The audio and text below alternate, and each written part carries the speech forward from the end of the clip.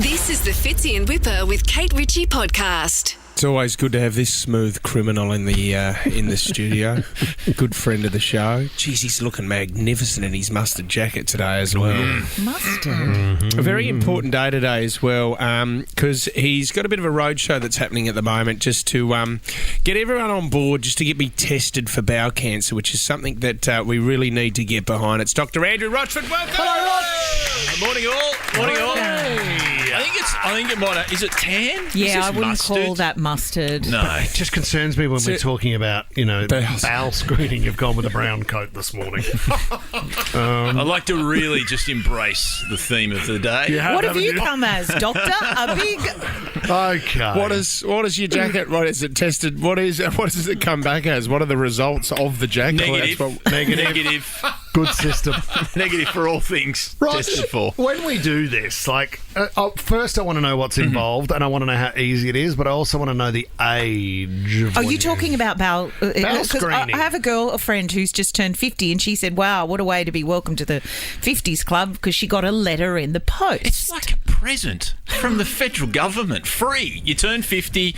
That's right. The bowel cancer screening kit, the National Bowel Cancer Screening Program. From the age of 50, we're very lucky in this country that it is funded by the government. Every 2 years you will get sent the kit. It is the simplest and one of the best things that you can do for your health. We know that if you get bowel cancer early, and this is the test that captures it, 90% of the time it can be treated. That's great.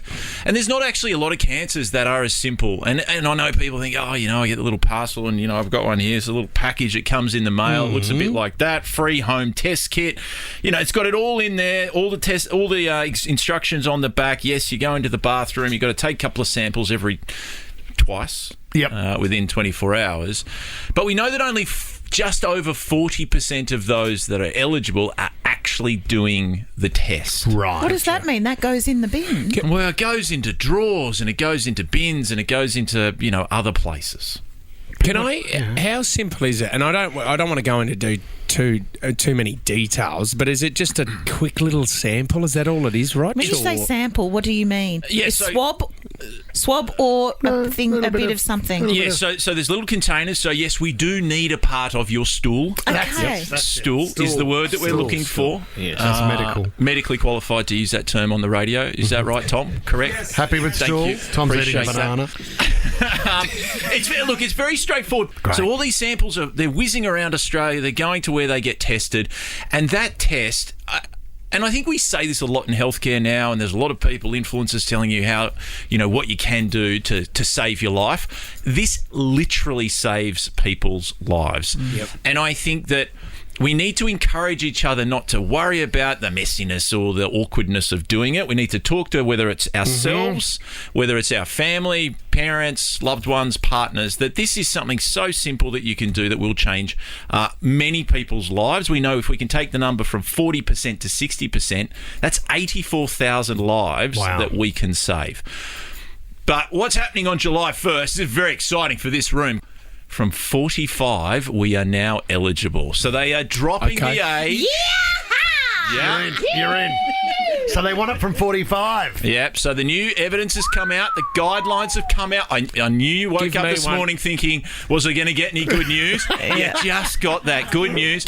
Whip, you're 45 in September. Yes, I am. 45 in July. Oh, give me one. You've been having it for the last 35 years, haven't you? Give me one right now, and you can take a sample with you right now. I'll just no, but I'm serious, please, because I'm Roch. This is really sad for me to say. I'm 47. I have not done one yet, and it is sad. Well, it's not necessarily. You're not there yet. Come July 1st, and this is how science works. Up until July 1st, you're okay. But July 1st, we drop it to 45. You're now in the category that we know should be doing this test. So does that mean we're going to get it in the mail? No. So from 45 to 50, you have to go on and register to get it sent. Everyone from 50 you get it automatically sent. For people that have a family history, and I have unfortunately a strong family history of bowel cancer in my family. I lost an auntie and other close members of my family to bowel cancer. So I've actually been tested since the age of 40. Yeah, right. I can tell everybody, it's not as scary as it seems. No, and well, it's not as scary as death. No. I mean, I haven't done that one. No, but do you know what I mean? Like we keep talking about, let's not talk about it. Oh, it might be a bit messy, but what's the alternative? Yeah. Absolutely. Far worse. And we've spoken to some survivors. The Get Behind It campaign is a roadshow going around Australia with a trailer to try to get some of our communities that are even lower than 40%. So some of our Indigenous communities, some of our non-English speaking communities, they're even lower because there is a cultural divide. Yeah. We don't fully understand it. You can imagine what it's like for them. So the Get Behind It campaign is driving around Australia to get more and more of these communities to talk about it and to start doing the test. But, feel free over the dinner table, at the next picnic, at the barbecue, just start talking about it. Get involved. So people do the test. Roch, fantastic message. Can you stick around? Because whenever you come into the studio, we get calls. People want to ask you questions. Chris in Marsden Park, you have the floor. The doc is all yours. Yeah, thanks, guys. Hey, doctor. G'day, Chris. Just a question, some advice. I was 34 years old, suffer with hair loss, starting to affect my self-confidence, and just really want your advice around, is the reward worth the risk? With all the medication that's out there, should I look at getting some of the medication that's online? What's your advice? Yeah, look, my first bit of advice is to make sure, no matter whether it's to do with hair loss, any type of treatment or medication, that if you are getting your information from online, that you also need to be talking to somebody that is qualified and trained. So a lot of the reason why male pattern baldness and hair loss is to do with hormones and genetic factors. And so there are some medications out there that can help try to slow that down. There's also a lot of medications out there that are making a huge amount of promises that there's actually no evidence or science behind. So they're just taking your money. They're just taking You your would money. say, I've heard of some treatments like minoxidil. Yeah, that's what you're on, that could heavily. be one. Who knows? I've got a mate who's on that, and he's looking really good at the moment. He's grown it a bit long and needs a tidy up, but it's definitely working for him. Has he been putting it on his back? It's been on his shoulders. And here, around this nasal. But I think for Chris, if you're looking for a case study, Chris, it can be effective. Look, there are treatments that do work for some people. There's also other approaches that you can take, lifestyle changes. But I think with anything, you need to be making sure that whether it's a medication like the one you're talking about, Whipper, whether it's one of the ones online, you do need to get the medically trained world to give you the feedback. They might say, yes, this is a good chance. Let's see how it works. There is good evidence behind it. Yeah. But I think the one thing that I try to get people to understand more and more is that knowledge and good knowledge in healthcare is the most valuable thing. Thanks, Chris. Does long-term use of products like this scare you, Doc? Like that you keep feeding your body this over and over again? Well, I think that there has been a complete shift in wellness and healthcare towards the point where people are constantly striving to, find what it is that's going to overcome, whether it's hair loss, whether it's weight loss. There's obviously huge conversations around people taking medications for weight loss, and all those things that we can try to do to prolong our life longevity. And I think that what we need to understand is that in some circumstances, there's medications or there's substances that have got a long history of being studied and understood, and we know what the long-term impacts are.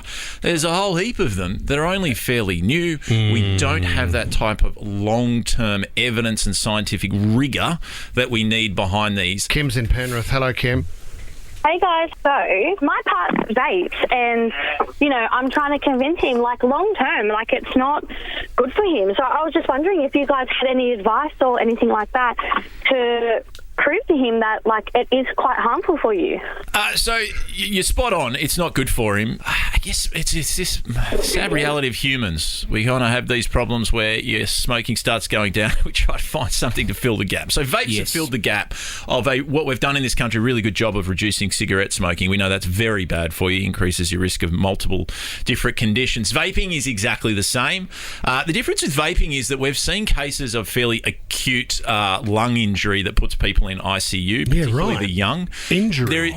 When I say injury, basically it creates leaky lungs lungs and they drown from the inside. Oh, my God. And it's an extreme inflammatory response. Vapes have got a huge amount of chemicals in them, like lots of chemicals. Yeah. And even these ones that are saying it's natural and it tastes like this, and I don't know, you can get watermelon, sunflower flavoured. It doesn't matter. So what makes them better or worse than cigarettes if you're saying that vapes are full of chemicals? A lot of people say they're worse. Oh, really? Particularly the kind of wild west that we're currently living in, where it's a little bit unregulated, but we do know that the injury that it can cause and those impacts are very similar. So it's the new problem. That's healthcare. That's the world of wellness. There's always something good and something bad that we need to understand. But yes, vapes, they're not being endorsed. Back in the good old days when doctors endorsed cigarettes, right back in the beginning. Amazing. I mean, that was wild. Anything for $1? That's not happening now. Okay. Well, Roch, gee, you're good. Kim, I hope that helps. Well done. Yes, it does. Thank you. And if you're 45, Kim, you might get a little bit of a stool sample in the mail too. No, they don't send you. You don't. sample. No, they don't send it to you. Well, I've been sending stool samples to Whipper for years. Still doesn't know it's you. It's classic, while you're there, classic I'll just swab your mouth. There we go. Oh, mate. The amount of stool that comes out of that mouth. For more information on the road and the bowel cancer, head to health.gov.au/get behind it. Love you, Roch. Thanks for coming in, brother. As always, love you guys. Thanks, buddy. Fits in Whipper with Kate Ritchie is a Nova podcast. For more great shows like this, download the Nova Player via the App Store or Google Play. The Nova Player.